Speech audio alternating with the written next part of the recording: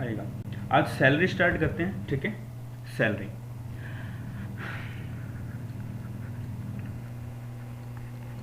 ठीक है। सैलरी से पहले अपने वैसे चैप्टर कौन कौन से कर लिए, एक तो इंट्रोडक्शन कर लिया था कंप्लीट, उसके अलावा हमने ये देखा था जो अपना हाउस प्रॉपर्टी था वो कंप्लीट कर लिया, ठीक है। क्लबिंग एंड सेट ऑफ मैं आपको कल करवा दूंगा। सैलरी आज कर रहे हैं, एग्रीकल्चर इनकम कर चुके हैं, ठीक है। इतना सारा काम कर चुके हैं। आज सैलरी है, सबसे इंपॉर्टेंट चैप्टर है ये पूरे सिलेबस में, यहाँ से क्वेश्चन आपको जरूर देखने को मिलेंगे, ठीक है। आइए पहले सैलरी का मतलब समझते हैं कि सैलरी एक्चुअल में है क्या। देखिए दो तरह के लोग होते हैं, एक होता है एम्प्लॉय, एक होता है एम्प्लॉय और दूसरा होता है एम्प्लॉयर, ठीक है। एम्प्लॉय और एम्प्लॉयर का रिलेशनशिप होना मैंडेटरी है, पहली बात। एम्प्लॉयर और एम्प्लॉय का रिलेशनशिप होना मैंडेटरी है, पहली बात, कंडीशन ये है, ठीक है जी। अच्छा, एम्प्लॉय कोई भी बेनिफिट्स उठाता है, एम्प्लॉय एम्प्लॉयर से कुछ, गुड मॉर्निंग, एम्प्लॉय एम्प्लॉयर से कुछ भी बेनिफिट उठाता है, चाहे वो कैश में हो चाहे वो काइंड में हो, दोनों के दोनों कैसे होंगे, सारी चीजें कैसे मानी जाएंगी, सैलरी मानी जाएंगी। क्या डिस्कशन किया कि सैलरी है, सैलरी में दो तरह के लोग आएंगे, एक आएगा एम्प्लॉय, एक होगा एम्प्लॉयर। एम्प्लॉय और एम्प्लॉयर का रिलेशनशिप हम लोग यहां पर देखेंगे। एम्प्लॉय एम्प्लॉयर से जो भी चीजें लेता है, चाहे वो कैश में हो चाहे वो काइंड में हो, वो हमेशा सैलरी का पार्ट बनेगा, ठीक है। हमने फर्स्ट लेक्चर में देख लिए थे इनके कुछ सेक्शंस भी, तो सैलरी का सेक्शन कहां से शुरू होता है, 15 से लेके 17 तक का, ठीक है जी, ठीक है। 22 से 27 तक का हाउस प्रॉपर्टी था, वो हम ऑलरेडी कंप्लीट कर चुके हैं, ठीक है। अभी कुछ ना डेफिनेशंस वगैरह हमको सेक्शन 17 देखो हमेशा सब सेक्शन 1 में मिलेगा आपको, ठीक है। तो सेक्शन 17 और सब सेक्शन 1 में कुछ डेफिनेशंस दी गई हैं सैलरी की। अब इस सैलरी में इंक्लूड क्या क्या होता है, हम इस सैलरी में क्या क्या है जो मैं लिखने वाला हूं, वो हम सारी की सारी चीजें हमने ऑलमोस्ट पढ़नी होंगी इस सैलरी के रिगार्डिंग, क्योंकि यहां से कंफर्म है क्वेश्चन आएगा ही आएगा, ठीक है। पहला, हम सैलरी में पढ़ेंगे अलाउंस, कोई भी आपको अलाउंसेस मिल जाते हैं वो सैलरी का पार्ट होगा। कोई भी आपको एन्यूटी मिलती है, पढ़ेंगे हम लोग ये सारी चीजें होती है, एन्यूटी है वो सैलरी का पार्ट है। कोई भी परक्विजिट्स हैं, कोई भी परक्विजिट्स हैं ये सैलरी का पार्ट होगा। वेजेस हैं ये सैलरी के पार्ट होंगे। बेसिक सैलरी ऑब्वियस सी बात है, जो आपकी सैलरी का बेसिक पार्ट है वो तो सैलरी होगा ही होगा। उसके अलावा आपको कुछ पेंशन का पैसा मिल जाता है, पेंशन के पैसे को भी हम लोग सैलरी में इंक्लूड करेंगे। उसके अलावा कुछ एरियर्स हैं आपकी सैलरी में, कुछ एरियर्स हैं सैलरी में, एरियर्स ऑफ सैलरी, ये भी आपका सैलरी का पार्ट माना जाएगा। कोई आपको एडवांस सैलरी मिल जाती है, कोई मिल जाती है आपको एडवांस में सैलरी, आपको 2 महीने की इकट्ठी या 1 महीने की पहले मिल जाती है, तो क्या हो गई, एडवांस सैलरी हो गई। आपको कुछ रिटायरमेंट के टाइम पर कुछ बेनिफिट्स प्रोवाइड करवाए जा रहे हैं, रिटायरमेंट के टाइम पर कुछ बेनिफिट्स प्रोवाइड करा रहे हैं, इन बेनिफिट्स को भी हम लोग कहां पे इंक्लूड करेंगे, सैलरी में इंक्लूड करेंगे। और 80CCD के अंडर जो भी चीज आती है, सेक्शन 80CCD के अंडर जो भी चीजें आती हैं वो सारी की सारी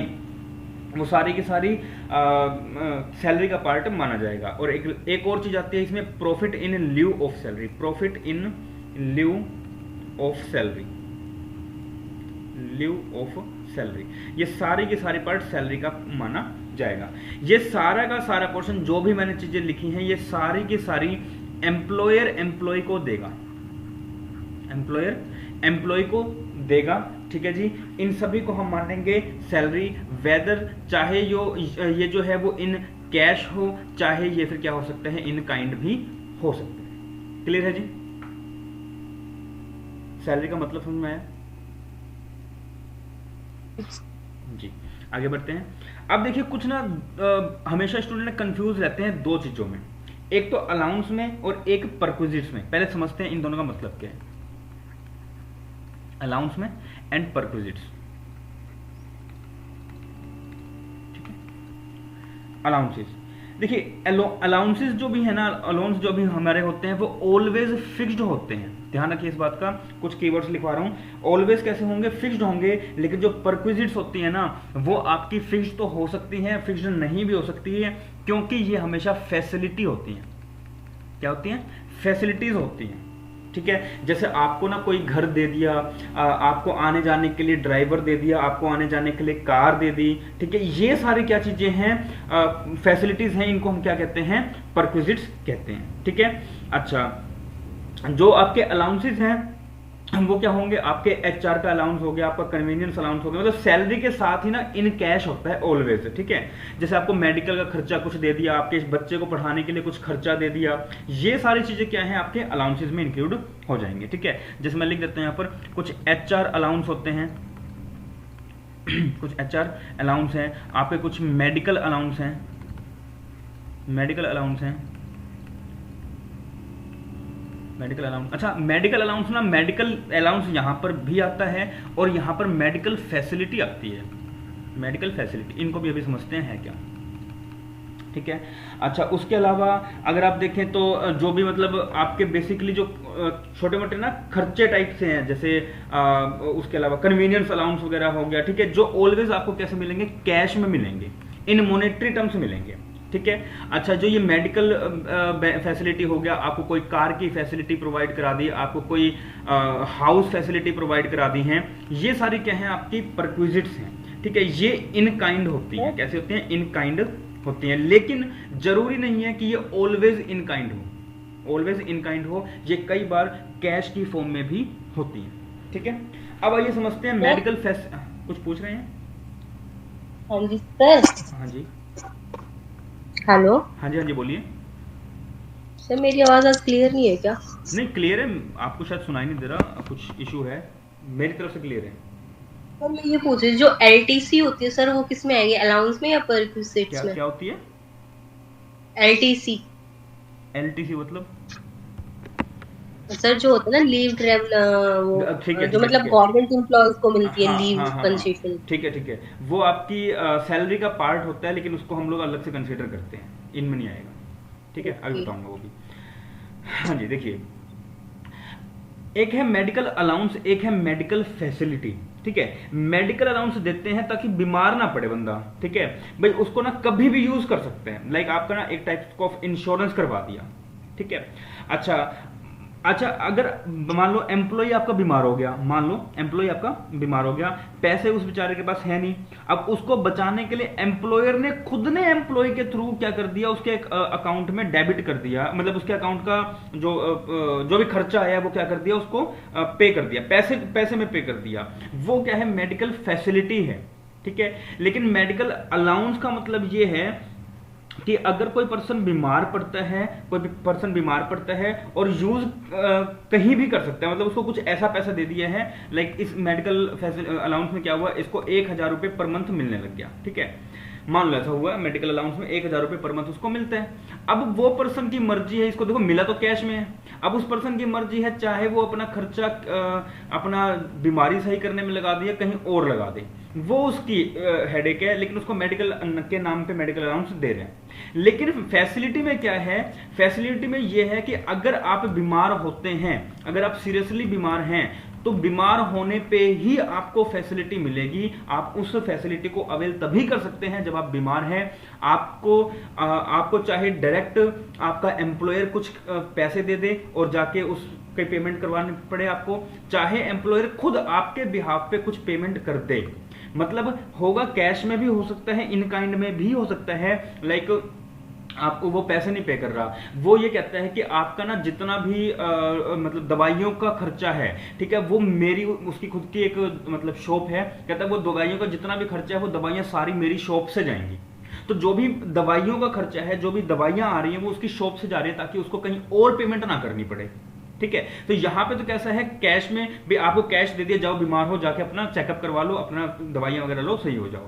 मेडिकल फैसिलिटी में क्या है? जो भी फैसिलिटी, एम्बुलेंस का खर्चा उठा लिया, जो है उसके बाद मान लो वो बीमार हुआ तो उसका कुछ व्हील चेयर वगैरह अगर लग गई तो उसका, या ऑपरेशन हो तो उसका, मतलब इस तरह के जो खर्चे हैं वो अगर एम्प्लॉयर खुद उठा लेता है या उसका कोई ऐसी जगह है जहां से वो करवा सकता है, वो चीजें किस में आएंगी? इंक्लूड होंगी मेडिकल फैसिलिटी में होंगी। क्लियर है जी? जी सर। ठीक है जी। अब सैलरी ना तो ना ड्यू बेसिस पे होती है और ना ही कभी भी रिसिप्ट बेसिस पे होती है, ऑलवेज अर्लियर बेसिस पे होती है। इसको हम लोग अब समझने वाले हैं। ठीक है। बट उससे पहले मुझे ये बता दो कि क्या आप सभी को इतनी सी यहां तक की चीजें सारी क्लियर हैं? हाँ जी सर। ठीक है जी। पहले देखते हैं कि हम लोग ना सैलरी को कंप्यूट कैसे कर सकते हैं। How to compute salary, how to compute income under the head salary. ठीक है, तो सैलरी में क्या क्या चीजें आएंगी, वैसे तो भाई बता दिया मैंने क्या क्या आएंगी, बट फिर भी एक बार देख लेते हैं। देखिए सबसे पहले क्या आएगा आपके पास, एक तो आपके पास बेसिक सैलरी आएगी, बेसिक सैलरी। बेसिक सैलरी के अलावा टैक्सेबल परक्विजिट्स आएंगे, कुछ परक्विजिट्स, टैक्सेबल परक्विजिट्स। ठीक है जी। इन टैक्सेबल परक्विजिट्स के अलावा आपके पास जो लीव एनकैशमेंट होते हैं, लीव एनकैशमेंट, आई थिंक यही पूछ रहे थे आप इशिका, हाँ जी सर। है ना, कि आपने अगर नहीं नहीं सर, लीव इनकैशमेंट नहीं, एक एलटीसी होती है जो गवर्नमेंट एम्प्लॉयज को मिलती है, वो जो मतलब बाहर जाने के लिए, घूमने के लिए। ओके ओके ओके, ठीक है, वो ठीक है, फॉर एंटरटेनमेंट पर्पस के लिए होती है वो हाँ बताता हाँ हूँ, हाँ। वो भी बताता हूँ आपको। ओके ठीक है। वो एक्चुअली सिर्फ गवर्नमेंट एम्प्लॉयज को नहीं मिलती, वो मिलती तो दोनों को ही है, लेकिन हम लोग उन दोनों में टैक्स का जो अलग क्राइटेरिया है वो अलग अलग है दोनों में, क्योंकि गवर्नमेंट के लिए वो फ्री होता है, प्राइवेट के लिए वो थोड़ा टैक्सेबल होता है। ठीक है, प्रोफेशनल टैक्स, प्रोफेशनल टैक्स। ठीक है, अच्छा उसके अलावा कुछ चीज़ें हैं जैसे कि आपके पास आ जाती हैं टैक्सेबल पेंशन, क्योंकि देखो पेंशन भी टैक्सेबल होगी, टैक्सेबल पेंशन। अभी पेंशन टैक्सेबल किसके लिए होगी, ऑब्वियसली बात गवर्नमेंट एम्प्लॉय के लिए तो होगी नहीं, तो जो प्राइवेट एम्प्लॉय है उसके लिए होगी। ठीक है, रिट्रेंचमेंट कंपनसेशन, रिट्रेंचमेंट कंपनसेशन, किसी बंदे को नौकरी से निकाल दिया और नौकरी से निकालने के बाद उसको कुछ कंपनसेशन दिया, तो वो वाला पार्ट भी उस बंदे का क्या माना जाएगा, सैलरी का माना जाएगा। कोई अलाउंस हैं जो कि टैक्सेबल हैं, वो भी सारी की सारी किसमें आएंगी, जो भी टैक्सेबल पोर्शन है, सिर्फ यहाँ पे मैं लिख देता हूँ टैक्सेबल पोर्शन, नोट सारा अलाउंस, टैक्सेबल पोर्शन ओनली, वो सारा का सारा किसमें आएगा, सैलरी में आएगा। उसके अलावा कोई भी ग्रेचुइटी है, ये सारी की सारी किसमें आएगी, सैलरी में आएगी। ठीक है, अब अगर हम इन सभी को इंक्लूड कर देते हैं, अगर मैं इन सभी को इंक्लूड कर दूं तो मेरी बन जाएगी क्या, ग्रॉस सैलरी।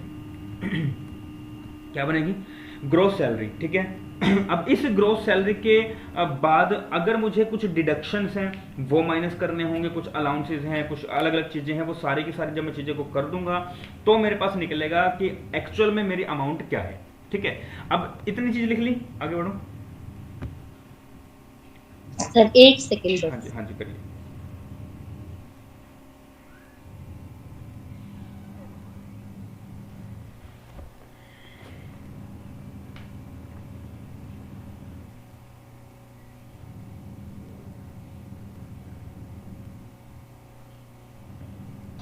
हाँ जी सर, हो गया। चलिए जी आगे बढ़ते हैं। हाँ जी प्रतिभा, हो रहा है, कोई इश्यू तो नहीं है? नहीं सर। ओके ओके, चलिए जी। हाँ जी, देखिएगा मैंने कहा कि आपके पास क्या निकल गया, ग्रोस सैलरी निकल गई, क्या आ गई है, ग्रोस सैलरी आ चुकी है। अच्छा, अब इस ग्रोस सैलरी से हमने जाना है नेट पे, तो नेट के लिए हमने पहले पहले क्या करना पड़ेगा उसका ध्यान देते हैं। यहां तक जो भी चीजें आई हैं ये सारी की सारी कैसी हैं, टैक्सेबल हैं। अब इसके बाद ना कुछ डिडक्शंस हैं। डिडक्शंस कौन सी है, पहली है standard deduction, standard deduction. Standard deduction section 16 subsection 2 के अंडर आती है, सेक्शन 16 सबसेक्शन 2 के अंडर आती है चीजें। ठीक है, इसे कहते हैं, सॉरी सबसेक्शन 2 के अंडर नहीं आती, सबसेक्शन 1 के अंडर आती है, सॉरी सबसेक्शन 1 के अंडर। इसे कहते हैं कौन सी हम, स्टैंडर्ड डिडक्शन। अब स्टैंडर्ड डिडक्शन में दो तरह की चीजें हैं, क्या क्या है, या तो जो आपकी ग्रॉस सैलरी है, ध्यान रखिएगा इस चीज का, ग्रॉस सैलरी और ग्रॉस सैलरी और 50,000, whichever is less, whichever is less, इन दोनों में से जो भी कम होगा उसका हमें स्टैंडर्ड डिडक्शन मिल जाएगा, एग्जैक्ट उतने अमाउंट का हमें स्टैंडर्ड डिडक्शन मिल जाएगा, फ्लैट डिडक्शन भी इसे हम लोग कहते हैं। ठीक है, ये तो है पहला। दूसरा क्या है, हमारे पास ना कुछ एंटरटेनमेंट अलाउंस होते हैं, एंटरटेनमेंट अलाउंस।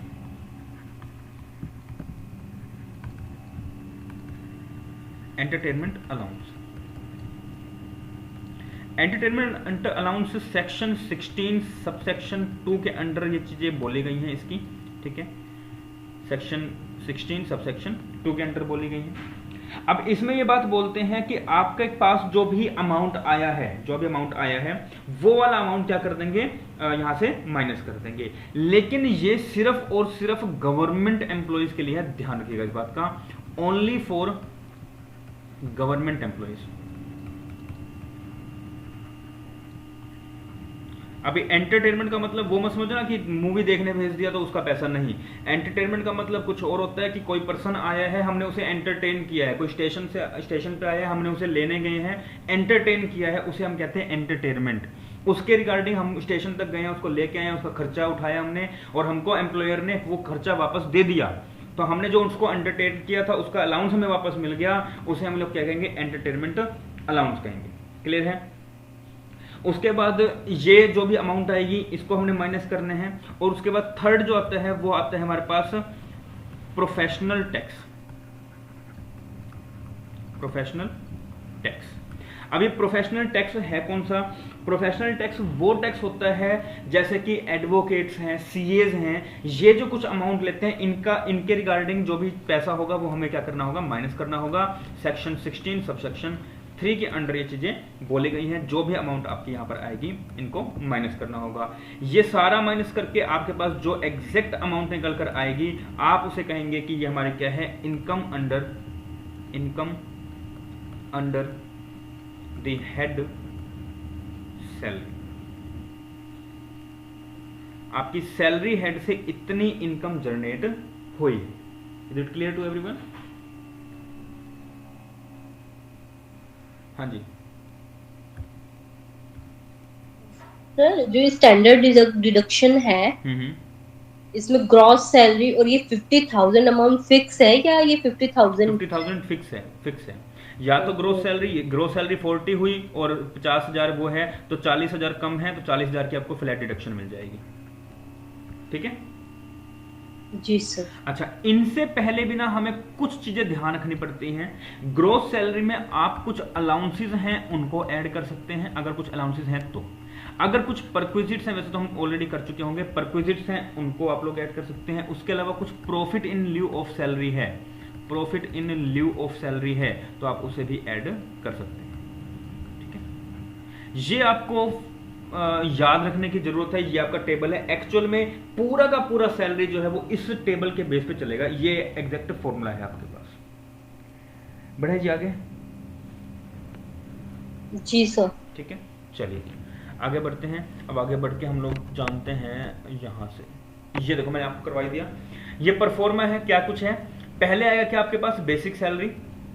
पहले क्या है आपके पास, बेसिक सैलरी होगी। बेसिक सैलरी जो आपके पास आई है, कुछ फी है या कुछ कमीशन है वो आपका इसमें एड ऑन हो जाएगा। कुछ बोनसेस हैं, अब कुछ टैक्सेबल अलाउंसेस हैं, कुछ डियरनेस अलाउंस है, हाउस रेंट अलाउंस है।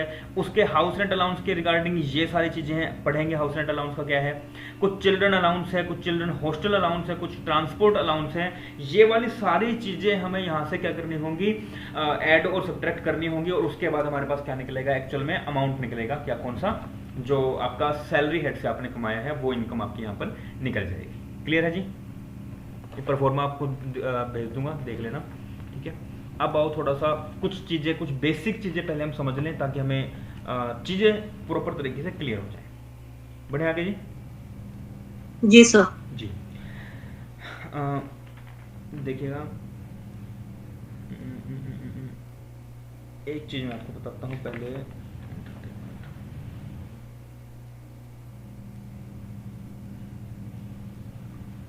चलिए पहले बात करते हैं हम लोग एंटरटेनमेंट अलाउंस की।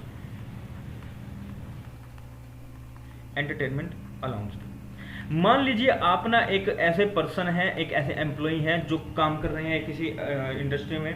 आपका कोई क्लाइंट रात को 2 बजे, रात के 2:30 बजे बेचारा वो पहुंचा, और पहुंच के उसने आपको कॉल किया कि जी मैं पहुंच चुका हूं, आई रीच्ड, प्लीज पिक मी।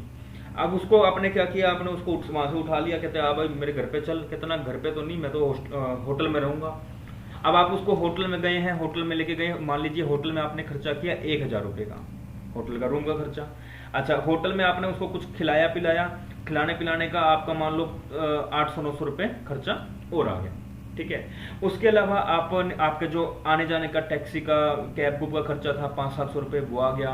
उसके अलावा आपने कुछ मिसलिनियस खर्चे और किए 200-300 रुपए आपका उसका वो आ गया, ठीक है।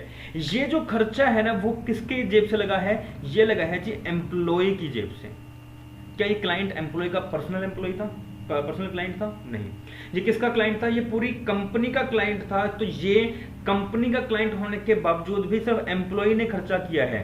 तो यहां पे एम्प्लॉयर जो है, एम्प्लॉयर का ये पूरा बनता है कि ये एम्प्लॉयर एम्प्लॉय को इस जो भी खर्चा हुआ है इसका कंपनसेशन दे, इसको कंपनसेट करे, और इस कंपनसेशन को कहते हैं हम लोग क्या? Entertainment allowance. क्लियर है?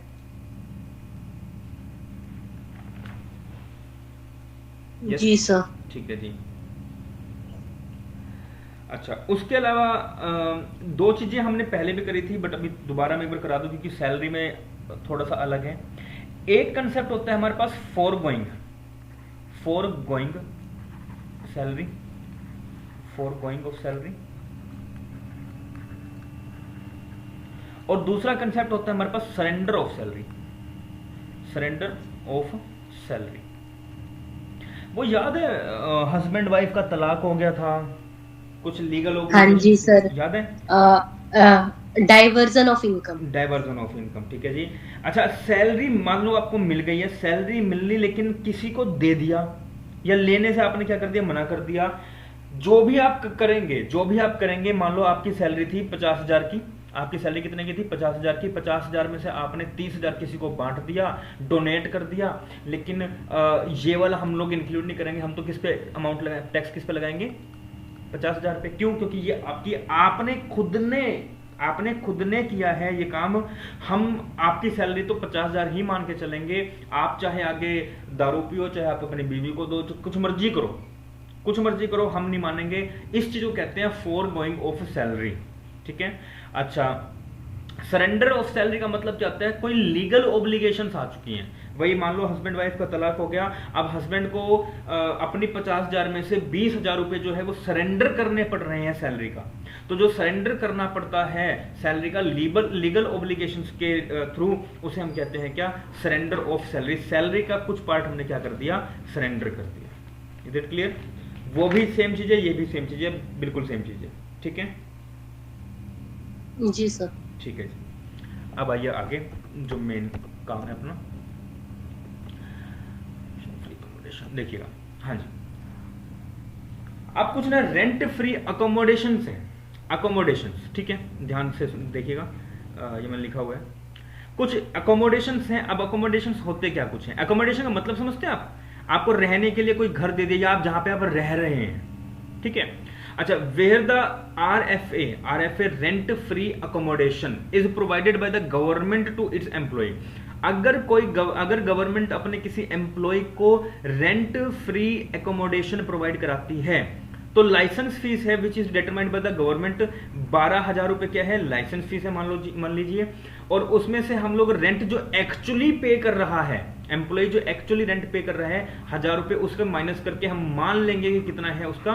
11,000 रुपए उसकी सैलरी है, या उसमें से जो रेंट फ्री एकोमोडेशन उसको प्रोवाइड किया जा रहा है। एक्चुअल सैलरी कितनी है उसकी?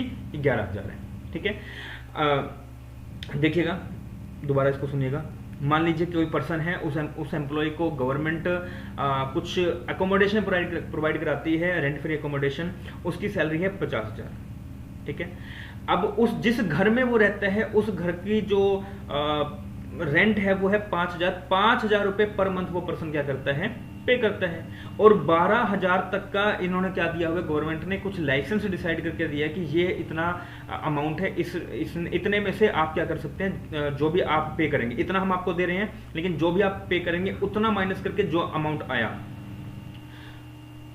ठीक है। मान लीजिए ये क्या आया? 7,000, तो आपका 7,000 इसमें से माइनस होगा और आपकी एक्चुअल अमाउंट हम क्या मानेंगे? 43,000 हम आपकी सैलरी मानेंगे। ये आपको क्या मिल गया? एक तरीके से रिबेट मिल गया गवर्नमेंट के एम्प्लॉय को, ठीक है।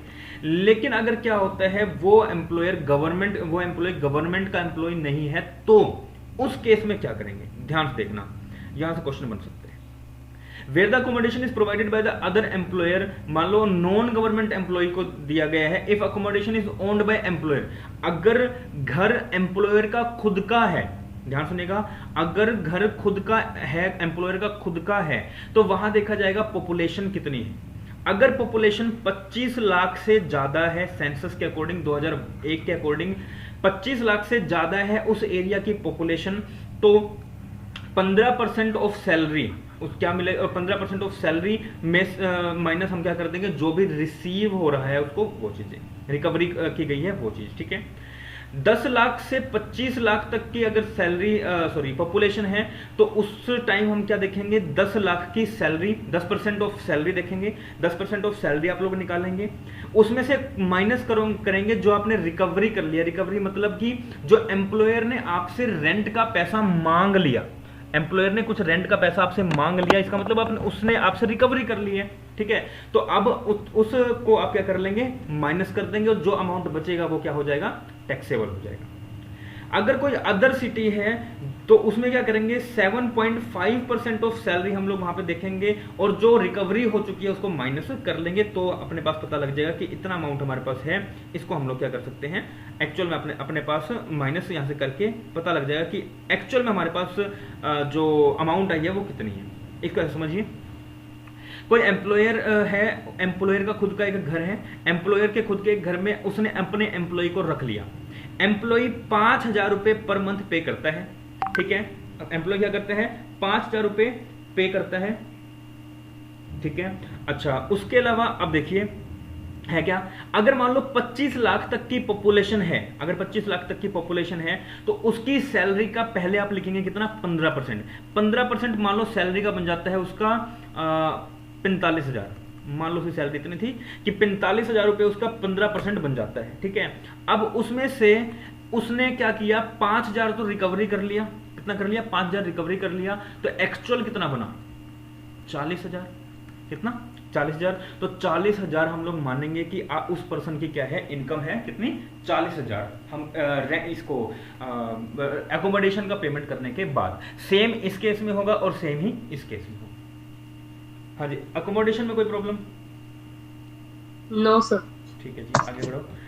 अब अगर एकोमोडेशन पहले वो वाला कौन सा था, वो तो एम्प्लॉयर का खुद का था, एम्प्लॉयर का खुद का घर, लेकिन ऐसा भी हो सकता है एम्प्लॉयर क्या करे, किसी के घर को अब किराए पे ले ले, लीज पे ले ले, और उस घर को किसी और से किराए पे ले लिया, अब इस घर को एम्प्लॉय को किराए पे दे दिया, तो इस अब हुआ क्या, जो बेचारा ये एम्प्लॉय है और जो ये एम्प्लॉयर है, एम्प्लॉयर किसको पे करेगा, उस ओनर को पे करेगा, और एम्प्लॉय किसको पे करेगा, एम्प्लॉयर को पे करेगा। तो अल्टीमेटली तो एम्प्लॉय का काम किसके साथ है, एम्प्लॉयर के साथ है, ठीक है जी। अब इस केस में क्या करेंगे, जो भी लीज रेंटल है, देखो ऑब्वियसली बात है, इसने मेहनत करके ओनर से जो है वो घर ले लिया, तो लेकिन ऐसा तो नहीं है कि ये पेमेंट कर रहे हैं, तो पेमेंट वसूल भी तो एम्प्लॉय से रहे, ठीक है। तो होगा क्या, जो भी लीज रेंटल पेड किया गया है एम्प्लॉयर के थ्रू, जो एम्प्लॉयर ने लीज रेंट जो किराया था वो क्या कर दिया, पेमेंट कर रहा है वो, या फिर 15% ऑफ द सैलरी जो भी इन दोनों में से कम होगी, उसे हम क्या कर देंगे, उस पूरी सैलरी में से हम लोग माइनस कर देंगे, जो अमाउंट अपने पास निकल के आएगा, या जो भी कुछ अपने को एड ऑन माइनस करना है वो क्या, उसके बाद जो अमाउंट निकल के आएगा वो क्या होगा अपने पास, टैक्सेबल, ठीक है। दो केसेस हैं, जो प्राइवेट एम्प्लॉयर है उसके केस में दो केसेस हैं, एम्प्लॉयर का खुद का घर भी हो सकता है, और एम्प्लॉयर किसी और के घर को लीज पे लेके एम्प्लॉय को भी दे सकता है। अगर खुद का घर हुआ तो पॉपुलेशन देखेंगे, अगर खुद का घर ना हुआ, लीज पे ले रहा है, तो लीज रेंट जो भी पे कर रहा है और 15% उसकी सैलरी का, वो दोनों क्या कर देंगे हम लोग, उसमें से लीस्ट को क्या कर देंगे, माइनस कर देंगे, बाकी सारा अमाउंट आपका क्या आ जाएगा, सैलरी का आ जाएगा। क्लियर है जी, आगे बढ़े। अकोमोडेशन में कोई प्रॉब्लम? No sir. ठीक है जी, आइए। अच्छा, अकोमोडेशन फर्निश्ड और अनफर्निश्ड हो सकता है, उसके बारे में चर्चा बाद में करेंगे। अब कुछ होते हैं obligation of employee discharge by employer, ठीक है, लाइक प्रोफेशनल टैक्स है, कुछ ऑब्लिगेशन लगा दिए गए हैं तो वहां पर प्रोफेशनल टैक्स हमें पे करना पड़ जाता है कई बार। कुछ लाइफ इंश्योरेंस है, खुद का करवा लिया तो वो सैलरी का पार्ट माना जाता है, लेकिन पेरेंट्स का करवाया तो वो अदर सोर्सेज का पार्ट माना जाएगा, ध्यान रखिएगा। लाइफ इंश्योरेंस है, अगर आपके एम्प्लॉयर ने आपका करवा दिया तो वो सैलरी का पार्ट माना जाएगा, लेकिन अगर उस पैसे से आपके पेरेंट्स को कोई फायदा हो रहा है तो वो आपका अदर सोर्सेज की इनकम मानी जाएगी, पेरेंट्स की। ठीक है जी, कुछ मोटर कार के रिगार्डिंग में भी देखना है और कुछ अलग अलग परक्विजिट्स भी अभी अपने को देखने हैं। ठीक है, अच्छा उसके अलावा आइए, अब आइए यहाँ पे कुछ है educational institutions owned by employer. Employer ने ना कुछ इंस्टीट्यूशन जो है वो उसका खुद का है, एक ऐसा एजुकेशन इंस्टीट्यूट है, कोई स्कूल है, कोई कॉलेज है, वहां पे एम्प्लॉयर का है। एम्प्लॉयर के केस में एम्प्लॉयर के स्कूल में एम्प्लॉय का बच्चा जाता है, ठीक है, उस वक्त क्या होगा, तो उस वक्त 1000 रुपए पर मंथ तक तो क्या होगा, एग्जेम्प्ट होगा। 1000 रुपए पर मंथ तक क्या होगा, एग्जेम्प्ट होगा।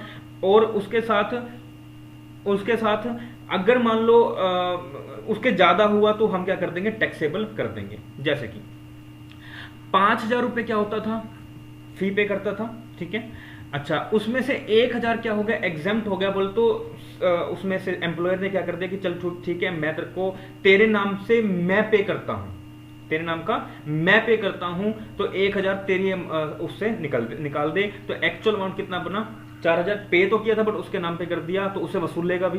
देखना इसको ना कंफ्यूज मत होना, थोड़ा ऐसे समझो। मान लो एक ना राम नाम का बंदा था, एक श्याम नाम का बंदा था, ठीक है।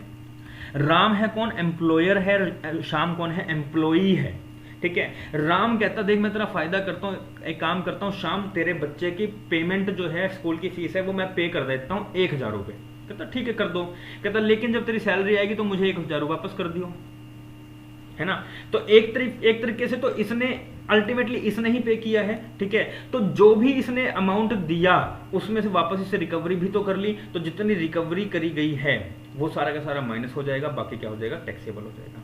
अगर 1000 से ज्यादा है तो जितना भी अमाउंट होगा वो सारा का सारा टैक्सेबल आपका हो जाएगा, ठीक है। मैं आपको यहां पे अगर मेरे पास है कुछ अलाउंसेस हैं, पहले अलाउंसेस सारे देख लेते हैं। इसमें तो कोई इशू नहीं है, वैसे अभी थोड़ा सा और डिटेल में पढ़ेंगे हम लोग इसको। नो सर नहीं, आइए देखिएगा, टेबल के थ्रू ही मैं करवा रहा हूँ, टेबल थोड़ा सा ध्यान रखिएगा। एक सेकंड रुकना यार, देखिए ध्यान से देखिएगा, इसको काफी इंपॉर्टेंट है। कार ओन्ड और हायर्ड बाय, और यहाँ पे क्या एक्सपेंसेस है, यहाँ पे फुली ऑफिशियल यूज के लिए, ठीक है, ध्यान रखिएगा।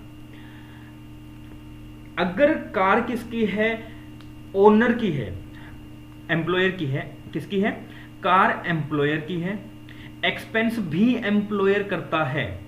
कार किसकी है, पर्सन की है, एम्प्लॉयर की है, उसके सारे उसका पेट्रोल का खर्चा, डीजल खर्चा या उसमें जो भी एक्सपेंसेस कर रहे हैं वो सारे खर्चे एम्प्लॉयर खुद करता है। लेकिन वो कैसी होती है, पार्टली पर्सनल यूज में आती है, मतलब एम्प्लॉय अपने पर्सनल यूज के लिए भी यूज करता है और उसको ऑफिशियल यूज के लिए भी यूज करता है। उस वक्त क्या होगा, अगर उस कार का इंजन 1.6 लीटर तक का है तो उसकी परक्विजिट की वैल्यू कितनी है, 1800 रुपए पर मंथ की उसकी वैल्यू मानी जाएगी। अगर 1.6 लीटर से ज्यादा का इंजन है तो 2400 रुपए पर मंथ उसे परक्विजिट्स का अमाउंट मिलेगा। और अगर एम्प्लॉयर की कार है, एम्प्लॉयर सारे एक्सपेंस करता है, लेकिन एम्प्लॉय यूज करता है पार्टली यूज के लिए, मतलब पार्टली पर्सनल यूज के लिए भी और ऑफिशियल यूज के लिए भी, तो कार का इंजन तो देखेंगे। साथ ही साथ अगर एम्प्लॉयर ने उसे कोई ड्राइवर प्रोवाइड करवाया है, अगर कोई ड्राइवर प्रोवाइड करवाया है तो उसके रिगार्डिंग भी उसे 900 रुपए पर मंथ का जो है वो क्या मिलेगा, परक्विजिट्स मिलेगा, ठीक है जी। सर मतलब ये वैल्यूज की सैलरी में टैक्स से एग्जेम्प्ट हो जाएंगे, क्लियर है जी। अच्छा, अगर कार किसकी है, एम्प्लॉय की है, कार एम्प्लॉय की है लेकिन खर्चा एम्प्लॉयर करता है, तो actual amount of the expenditure incurred by the employer as reduced by the perquisites amount, जो कि 1 में दिया गया है अबव में। यहां पे क्या इसमें जो इसमें बोली गई है वही सारी की सारी चीजें इसमें आएंगी, एक्चुअल अमाउंट जो आएगा, ठीक है, जो भी एक्चुअल अमाउंट एक्सपेंडिचर का है वो सारा का सारा वहां पे आएगा। अच्छा, अगर कार एम्प्लॉयर की है, कार एम्प्लॉयर की है, एक्सपेंस सारे के सारे एम्प्लॉय करता है, तो उस वक्त क्या होगा, इंजन देखा जाएगा। अगर इंजन 1.6 लीटर तक का है तो 600 रुपए पर मंथ का परक्विजिट मिलेगा। अगर 1.6 से ज्यादा है तो 900 रुपए पर मंथ का मिलेगा। और अगर ड्राइवर भी प्रोवाइड कराया गया है एम्प्लॉयर के द्वारा तो 900 रुपए पर मंथ ड्राइवर के लिए भी परक्विजिट हमें प्रोवाइड किया जाएगा। क्लियर है जी? अभी तक हमने 3 केसेस करे हैं, 3 केसेस करे हैं। एक कार है, एक एम्प्लॉयर है, एक एम्प्लॉई है, ठीक है, एम्प्लॉई है, एक एक्सपेंस है। अगर कार एम्प्लॉयर की है, एक्सपेंस भी एम्प्लॉयर करता है, तो उस वक्त हम क्या देखेंगे, 1.6 लीटर का जो सीसी है इंजन का वो देखेंगे, 1800 रुपए पर मंथ और 2400 रुपए पर मंथ। प्लस में अगर वही एम्प्लॉयर, कार एम्प्लॉयर की है, एक्सपेंस सारे एम्प्लॉयर करते हैं, प्लस में ड्राइवर भी प्रोवाइड करा देते हैं, तो 900 रुपए पर मंथ। हमेशा ड्राइवर का हमेशा 900 रुपए रहेगा, ये बात याद रखना, ठीक है। अगर कार एम्प्लॉय की है, अगर कार क्या है, एम्प्लॉय की है, खर्चे सारे के सारे कौन करता है, एम्प्लॉयर करता है, तो जो खर्चे एम्प्लॉयर करेगा उतना अमाउंट क्या होगा, परक्विजिट का दे दिया जाएगा। एम्प्लॉयर और एम्प्लॉय, अगर एम्प्लॉयर की कार है, कार एम्प्लॉयर की है लेकिन खर्चे एम्प्लॉय करता है, उस वक्त फिर से हम लोग इंजन का अमाउंट देखेंगे, इंजन का सीसी देखेंगे। अगर वो अप टू 1.6 लीटर तक की है तो 600 रुपए पर मंथ, और 1.6 से ज्यादा है तो 900 रुपए पर मंथ, और ड्राइवर का ऑलवेज कितना होगा, 900 रुपए पर मंथ का परक्विजिट होगा, आपको दिया जाएगा। क्लियर है? ये सुनो जी सर। जी, आगे बढ़ते हैं। अगर कुछ और अलाउंसेस हैं, ये हमें याद करने होंगे। देखो यहाँ से सब कुछ याद नहीं होगा, मुझे पता है, तो इसलिए अब जो भी चैप्टर्स हैं, चाहे वो सैलरी है, चाहे वो पीजीबीपी होगा, चाहे कैपिटल गेन होगा, मैं सिर्फ उतने पोर्शन कराऊंगा जो हमें इंपॉर्टेंट है, जो एग्जाम में आ सकता है, क्योंकि बहुत बड़े बड़े चैप्टर हैं हमारे, मतलब हर चीज, हर अमाउंट याद करनी हमारे लिए पॉसिबल नहीं है, ठीक है। फिर भी पढ़ लेते हैं, लेकिन सारी चीजें याद नहीं करनी, मैं बताऊंगा क्या क्या याद करना है। आइए, कुछ अलग अलग अलाउंसेस हैं। Any special compensatory allowance in the nature of special compensatory, ये जो बोर्ड में लिखा हुआ है special compensatory hilly area allowance कहते हैं इसे, ठीक है। अगर ऐसा कुछ है, ठीक है, तो क्या होगा, extent to which amount is exempt, कितना अमाउंट जो है वो एग्जेम्प्ट माना जाएगा, 800 रुपए से लेके 300 रुपए per month, depending upon the specified location. Location specify की गई है कि भाई इतने किलोमीटर ऊपर तक देखेंगे तो इतना अमाउंट, इतने से ऊपर देखेंगे तो इतना अमाउंट जो क्या है वो एग्जेम्प्ट माना जाएगा। क्लियर है? अच्छा, उसके अलावा अगर कोई ऐसा स्पेशल कंपनसेटरी अलाउंस है इन the nature of border area, जो बॉर्डर एरिया है, बॉर्डर एरिया अलाउंस भी कहते हैं, रिमोट लोकेलिटी अलाउंस भी कहते हैं, डिफिकल्ट एरिया अलाउंस या डिस्टर्ब्ड एरिया अलाउंस, जैसे कि सिक्किम वाला पोर्शन है, ठीक है, या फिर अमृतसर वाला पोर्शन है, जो ये जो बड़े डिस्टर्बिंग से एरिया हैं, जो ये नेपाल वाला एरिया से लगा लो, इन एरियाज में अगर कुछ अलाउंसेस आपको मिलते हैं तो अलग अलग है, डिपेंड करेगा लोकेशन के हिसाब से। 1300 रुपए पर मंथ, 1100 रुपए, 1050, 750, 300, 200 रुपए पर मंथ, डिपेंड करेगा कि आप किस लोकेशन में हैं। बिल्कुल बॉर्डर पे है, बहुत रिस्क है आपके जान को, तो 1300 रुपए, थोड़ा कम रिस्क है तो 1100 रुपए, थोड़ा और कम तो ये, थोड़ा और कम तो ये, थोड़ा और कम ये, थोड़ा और कम तो ये, डिपेंड करेगा। फिर कुछ ट्राइबल एरियाज होते हैं, जो कि मतलब जो जंगलों वाले एरियाज होते हैं, वहां पे अगर कुछ आपको कंपनसेटरी अलाउंसेस मिलते हैं तो वहां पे 200 रुपए पर मंथ का आपको अलाउंस जो है वो एग्जेम्प्ट माना जाएगा, ठीक है। आगे बढ़ते हैं। कोई ऐसा एम्प्लॉय है जो working in any transport system में करता है to meet his personal expenditure, personal expenditure को मतलब खुद के खर्चों को पूरा करने के लिए वो क्या करता है, वर्क करता है किसमें, ट्रांसपोर्ट सिस्टम में, कोई बस चलाता है वगैरह वगैरह, तो 70% of such allowance up to a maximum of 10,000 per month तक का क्या होगा, वो एग्जेम्प्ट माना जाएगा। ये थोड़ा सा इंपॉर्टेंट है। जो शुरुआत वाले 3 पढ़े वो इतने इंपॉर्टेंट नहीं है, क्योंकि हर वहां पे ना स्पेसिफाइड लोकेशन है। अब स्पेसिफाइड लोकेशन ना तो अपने को याद होगी और ना अपने करनी है, धक्के से मत्था नहीं मारना। पढ़ा दिया है लेकिन मत्था मत मारना, जहां इंपॉर्टेंट लिख रहा हूं उनको ध्यान रखना। आगे बढ़ते हैं। चिल्ड्रन अलाउंस मोस्ट इंपॉर्टेंट, ये तो याद होना ही होना चाहिए, मोस्ट इंपॉर्टेंट, ठीक है। हाँ जी, अगर कोई एम्प्लॉय है, उसका बच्चा पढ़ता है तो उसके बच्चे, उसके 2 बच्चों के ऊपर अप टू 2 चिल्ड्रन है, ध्यान रखिएगा, उनको उसको क्या मिलेगा, एम्प्लॉय को अलाउंस मिलेगा चिल्ड्रन पे 100 रुपए per month per child up to a maximum of 2 children. 2 children होने चाहिए, 2 चिल्ड्रन पे ही उसको मिलेगा, 2 चिल्ड्रन पे ही मिलेगा। अगर उसके 4 बच्चे पढ़ते हैं तो नहीं, 4 पे नहीं मिलेगा। किन्हीं भी 2 बच्चों के रिगार्डिंग वो क्या ले सकता है, 100 रुपए पर मंथ पर चाइल्ड वो क्या ले सकता है, अलाउंस ले सकता है। ठीक है, अच्छा ये जो 100 रुपये ना, ऐसा मत समझना कि जो बड़ी बड़ी फीसें होते हैं उनकी, ये सिर्फ और सिर्फ उसका पोर्शन माना जाता है जो आपके एकेडमिक है। उसके अलावा आपकी फैसिलिटी, लाइब्रेरी का, आपको घूमने फिरने का, हॉस्टल का, ये वो फलाना फलाना, उसका नहीं आएगा। हॉस्टल के रिगार्डिंग हालांकि अलग है, आगे आएगा हॉस्टल वाला भी, ये भी काफी इंपॉर्टेंट है। Any allowance granted to employ to meet the hostel expenditure on his child. अगर कोई पर्सन जो है वो हॉस्टल एक्सपेंडिचर करता है अपने बच्चे के लिए, तो उसको 300 रुपए per month per child up to 2 children, 2 children तक उसको क्या मिल जाएगा, अलाउंस मिल जाएगा। 300 रुपए per month per child up to 2 children तक उसे क्या मिल जाएगा, अलाउंस मिलेगा। क्लियर है। उसके बाद अब फिर से स्पेसिफाइड एरियाज के अकॉर्डिंग आएगा। कंपनसेटरी फील्ड एरिया अलाउंस 2600 रुपये पर मंथ है। कंपनसेटरी मॉडिफाइड फील्ड एरिया 1000 रुपये पर मंथ है। हम इनको याद नहीं करेंगे। देखो पेपर में ये सोचो कि यार 100% याद करके जाएं तो बात बनेगी, ऐसा नहीं है। कुछ चीज़ें ऐसी हैं जो याद हो सकती है, नो डाउट, हम 4 बार 5 बार पढ़ेंगे, डाउट नो डाउट हो सकती हैं, लेकिन कंफ्यूजन उसके बाद बहुत हो जाएगी।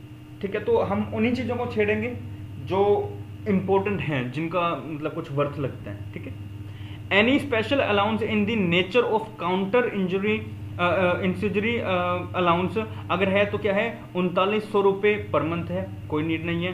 Transport allowance granted to an employ in blind और डेफ और डम्ब, अगर इस केस में मिलता है तो 3200 रुपये पर मंथ आपको अलाउंस मिलेगा। ये भी इंपॉर्टेंट है। हाँ जी, अलाउंस समझ में आया इतने?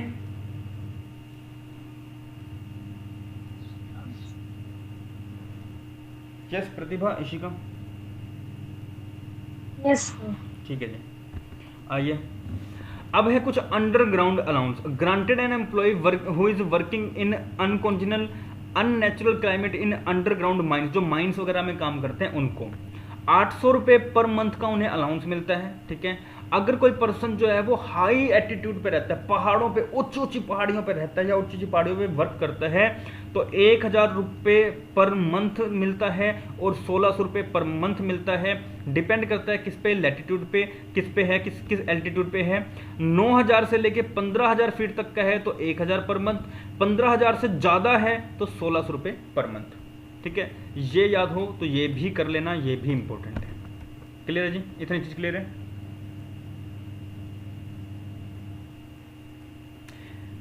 इन्हें वैसे हल्का हल्का लिखते रहो, मैं बाकी मैं ये सेंड कर दूंगा नोट्स, ये वाले आज सेंड कर दूंगा मैं, टेबल्स आपको मिल जाएंगे।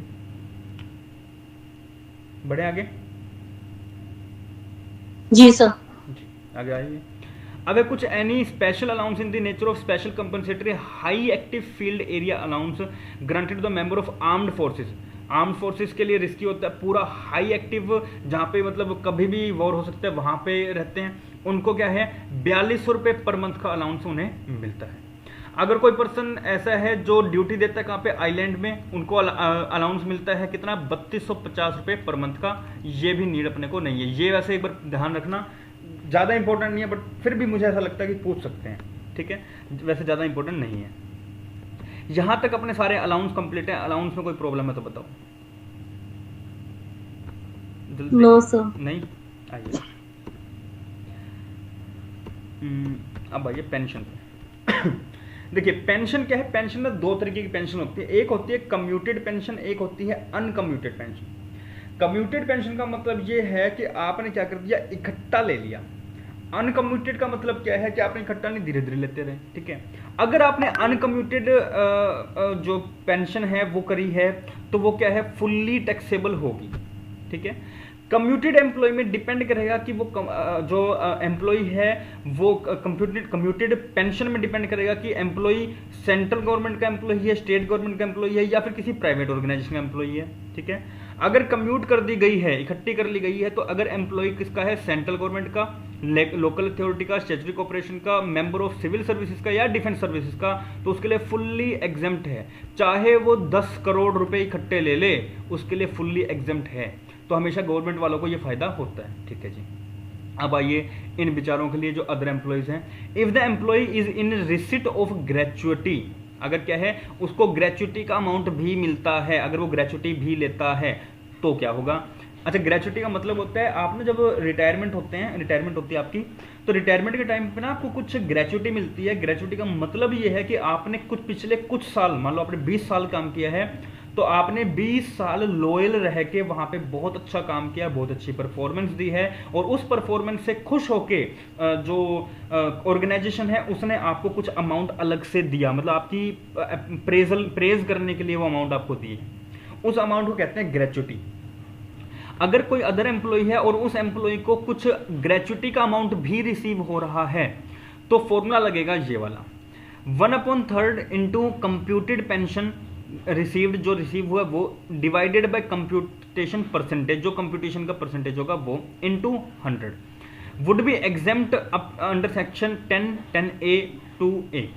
इसमें है बस फॉर्मूला याद रखना, 1/3 इंटू कंप्यूटेड पेंशन जो भी रिसीव हुई है, डिवाइडेड बाय कंप्यूटेशन का परसेंटेज, इनटू 100। ये क्या है, अगर किसी को ग्रेचुइटी रिसीव होती है तो। लेकिन अगर किसी को ग्रेचुइटी रिसीव नहीं होती तो ऑब्वियस ही बात है उसका कम होगा, तो हम क्या करेंगे, हाफ कर देंगे। तो हाफ इंटू में पेंशन जो भी आपको रिसीव हुई है वो, डिवाइडेड बाय कंप्यूटेशन का परसेंटेज इंटू 100। सेम फॉर्मूला है, बस अगर ग्रेचुइटी रिसीव होती है तो 1/3 into computation receive divided by percentage into 100। अगर ग्रेचुइटी रिसीव नहीं होती तो हाफ इंटू में compensation receive divided by percentage into में 100। ये दो फॉर्मूले याद रखिएगा। पेंशन का ये फॉर्मूला याद रखिएगा, थोड़ा सा इंपॉर्टेंट है। ठीक है, सेंट्रल जो भी गवर्नमेंट के एम्प्लॉय हैं उनके लिए फुल्ली एग्जेम्प्ट है, दूसरे एम्प्लॉयज हैं उनके लिए ग्रेचुइटी पे डिपेंड करेगा, और अनकम्यूटेड अगर करते हैं पेंशन आप तो फुल्ली टैक्सेबल होगा, नॉट एग्जेम्प्ट, फुल्ली टैक्सेबल होगा। क्लियर है जी? जी सर। जी आगे बढ़ते हैं। हाँ जी प्रतिभा, समझ में आया, कुछ इशू तो नहीं है? हाँ जी सर। जी आगे बढ़िए। आइए ग्रेचुइटी पे। अब ग्रेचुइटी का मतलब क्या है? ग्रेचुइटी मैंने आपको बता दिया, रिसीव ड्यूरिंग सर्विस। अगर ड्यूरिंग सर्विस ही रिसीव हो जाता है तो वो फुल्ली टैक्सेबल होगा। क्योंकि मैंने आपको बताया आपकी परफॉर्मेंस से वो खुश होकर आपको कुछ दे रहे हैं, है ना, तो वो देते मेनली रिटायरमेंट के टाइम पे हैं, ठीक है, या डेथ के टाइम पे। तो अगर ड्यूरिंग उसमें कर रहे हैं तो वो आपका सैलरी का पोर्शन माना जाएगा और वो फुल्ली टैक्सेबल होगा। लेकिन अगर ऐसा है कि आपकी रिटायरमेंट के टाइम पे या डेथ के टाइम पे वो ग्रेचुइटी रिसीव होती है, तो डिपेंड करेगा आप एम्प्लॉय कौन से हो। अगर आप एम्प्लॉय हैं गवर्नमेंट के तो ऑब्वियस सी बात फुल्ली एग्जेम्प्ट होगा, कोई भी टैक्स देने की रिक्वायरमेंट नहीं है। लेकिन अगर आप अदर एम्प्लॉय हैं तो यहाँ पे दो कंडीशन है। अगर आपकी जॉब जो है, आपका जो मतलब जो आप काम करते हैं वो क्या gratuity act, payment of gratuity act 1972 के अंडर कवर होती है या फिर नहीं होती। अगर होती है तो 20 लाख रुपए जो भी आपने ग्रेचुइटी रिसीव करी है वो, और 15 days of salary based on last drawn salary, मतलब पिछले महीने की जो लास्ट आपकी सैलरी आई है वो, उसका 15 दिन की सैलरी आप वहां पे रखेंगे for every completed year of service और part in excess of 6 month, no number of days in a month to be taken as 26। हमें हर महीने में 26 दिन मानने होंगे, इसमें ज्यादा मत पड़ना। बस याद रखना कि हमें क्या करना है, अगर आपका किस में आते हैं, पेमेंट ऑफ ग्रेचुइटी एक्ट 1972 के अंडर आते हैं, तो इन तीनों में से जो भी कम होगा, 20 लाख रुपए एक्चुअल ग्रेचुइटी रिसीव्ड और 15 दिन की सैलरी जो प्रीवियसली आपने क्या करी है, विड्रॉ करी है, वो, इन तीनों में से जो भी कम होगी, जो भी विच एवर इज लेस होगा, वो क्या होगा, आपका एग्जेम्पशन पोर्शन होगा, एग्जेम्प्ट कर दिया जाएगा। अगर आप उसमें नहीं आते हैं तो 20 लाख रुपए एक्चुअल ग्रेचुइटी रिसीव्ड और हाफ मंथ सैलरी। अब वहां पे कितनी थी, 15 दिन की सैलरी थी, यहाँ पे कितनी है, हाफ मंथ सैलरी है। हमने 15 दिन की सैलरी तो कही, लेकिन साथ साथ 26 दिन लेने को कहे हैं मंथ में, लेकिन यहाँ पे हाफ मंथ सैलरी है बोले तो यहाँ पे हम लोग क्या करेंगे, एवरेज 10 मंथ की सैलरी का यहाँ पे करेंगे, और हाफ मंथ भी अगर कहें तो 15 दिन की सैलरी यहाँ पे हम लोग इंक्लूड करके चलेंगे। 15 दिन का मतलब प्रॉपर 15 दिन रहेगा, तो उसमें हर मंथ में 30 दिन मान के चलेंगे। ठीक है।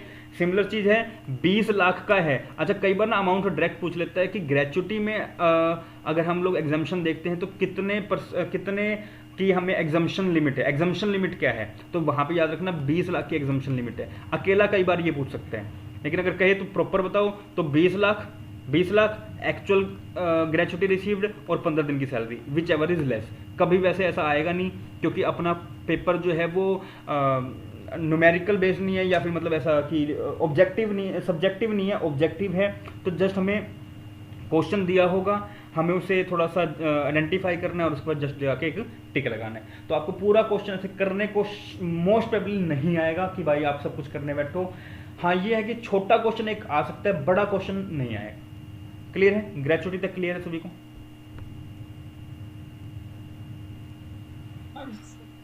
जी इशिका? हाँ जी सर। ठीक है। एक्चुअली सर मेरे घर पे ना रिनोवेशन कर चल रहा है। कोई बात नहीं, कोई बात नहीं। वो कुट करे ना, मैं इसलिए ऑन नहीं करती। कोई बात नहीं, कोई बात नहीं। चलिए यहाँ तक सब क्लियर है ना? ये लास्ट हाँ जी सर। लीव एनकैशमेंट करते हैं। देखिए आपको ना साल में कुछ छुट्टियां मिलती हैं भी, आप ना लीव ले सकते हैं। सीएल मिलती है, कैजुअल लीव, कि अगर आप छुट्टी लेना चाहें ले लो, लेकिन आपकी सैलरी नहीं कटेगी। ठीक है, तो अलग अलग ऑर्गेनाइजेशन में अलग अलग हैं। ठीक है, तो डिपेंड करते हैं। लेकिन अगर आप छुट्टी नहीं लेते हैं और छुट्टी ना लेके उन दिनों में भी ऑफिस जाते हैं, तो आप उन छुट्टी के रिगार्डिंग जो ऑफिस गए हैं उनके रिगार्डिंग आप पैसा रिसीव कर सकते हैं।